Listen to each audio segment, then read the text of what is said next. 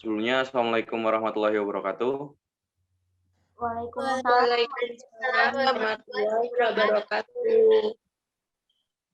Baik, di sini saya bersama kawan-kawan saya akan mempresentasikan hasil dari analisis data dan uji regresi.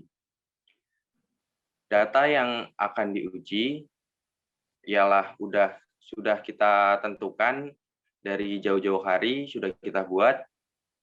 Untuk itu, di sini kelompok saya dan kawan-kawan akan mempresentasikan dari hasil data, analisis data, dan uji regresinya.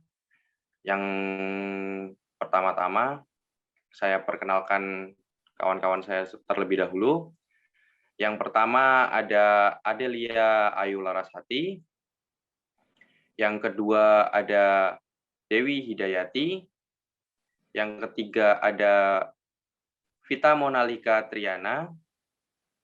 Yang keempat ada saya sendiri, Oka Prasetyo. Yang kelima ada Selvi Dwi Rahmawati. Yang keenam ada Titin Sundari. Nah, baik. Untuk slide selanjutnya akan dijelaskan oleh Adelia Ayu Larasati. Kepada Adel, dipersilakan. Baik, terima kasih atas waktunya. Yang pertama, penjelasan analisis atau uji regresi. Analisis atau uji regresi merupakan suatu metode atau teknik analisis hipotesis penelitian untuk menguji ada tidaknya pengaruh antara variabel satu dengan variabel lain yang dinyatakan dalam bentuk persamaan matematik regresi. Selanjutnya,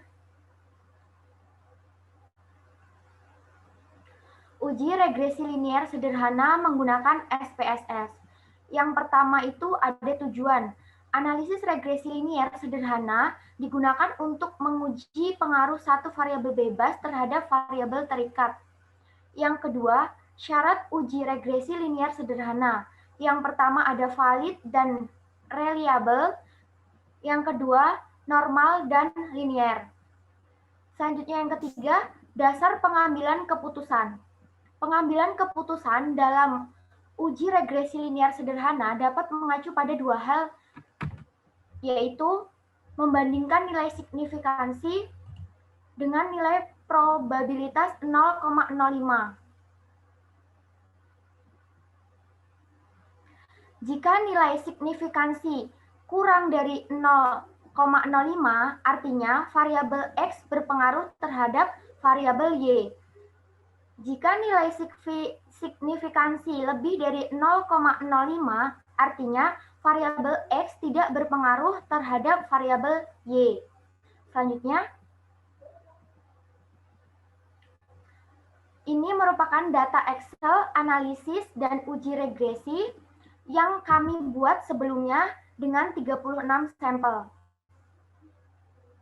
Selanjutnya akan dijelaskan oleh Oka Prasetyo.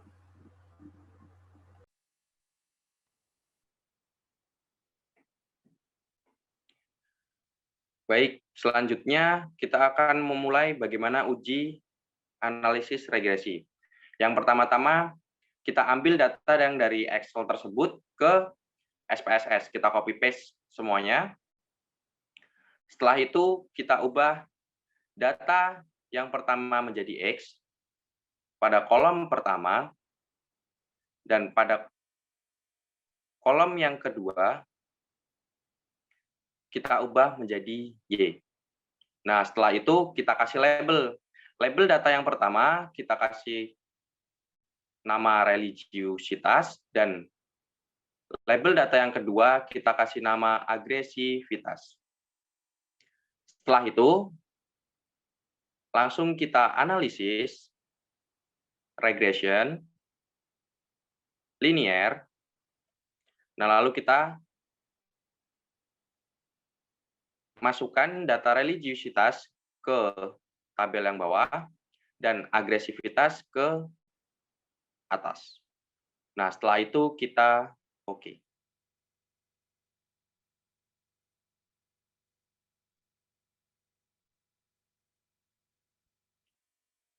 Setelah di oke, kita langsung lihat hasil data output-nya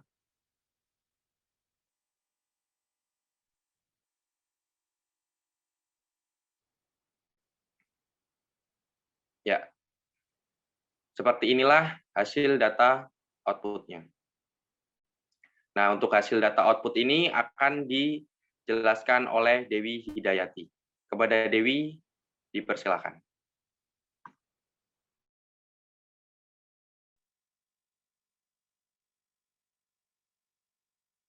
Ya, untuk hasilnya udah terlihat. Untuk Dewi, saya persilakan.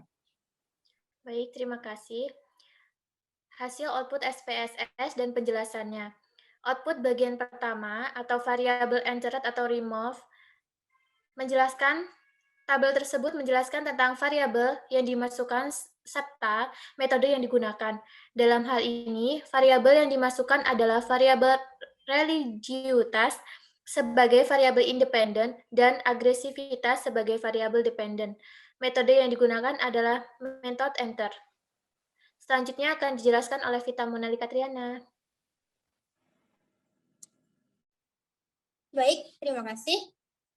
Output bagian kedua atau model summary. Tabel tersebut menjelaskan besarnya nilai korelasi atau hubungan R, yaitu sebesar 0,205. Dari output tersebut diperoleh koefisien determinasi atau R² sebesar 0,042, bahwa pengaruh variabel religiusitas terhadap pengaruh variabel terikat atau agresivitas adalah 4,2%. Selanjutnya akan disampaikan oleh Selvi Dwi Rahmawati. Baik, saya akan menjelaskan terkait output bagian ketiga atau ANOVA. Dari output tersebut diketahui bahwa nilai F dapat dihitung 1,453 dengan tingkat signifikasi sebesar 0,237 lebih besar dari 0,05. Maka, model regresi tidak dapat dipakai untuk memprediksi variabel agresivitas atau dengan kata lain, tidak ada pengaruh variabel religiusitas atau X terhadap variabel agresivitas atau Y. Dan untuk selanjutnya akan dibacakan oleh Tikung Sundari. Baiklah, output bagian keempat atau koefisien diketahui nilai konteks A sebesar 121,992, sedangkan nilai religiusitas B atau koefisien regresi sebesar min 0,204, sehingga persamaan regresinya dapat ditulis Y sama dengan A plus BX, Y sama dengan A 121,992 plus min 0,204X. Selanjutnya.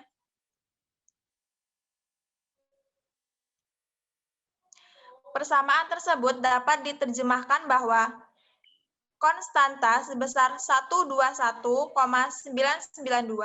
mengandung arti bahwa nilai konsisten variabel agresivitas adalah sebesar 121,992. Koefisien regresi X sebesar min 0,204 menyatakan bahwa setiap penambahan 1% nilai religiusitas, maka nilai agresivitas bertambah sebesar min 0,204.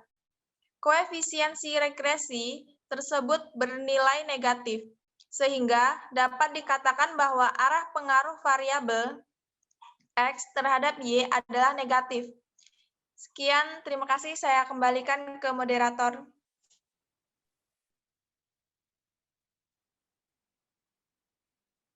Baik, terima kasih. Cukup sekian presentasi dari kelompok kami. Saya selaku moderator apabila ada salah kata ataupun ada salah ucap, saya mohon maaf. Saya akhiri. Wassalamualaikum warahmatullahi wabarakatuh. Waalaikumsalam. Waalaikumsalam warahmatullahi wabarakatuh.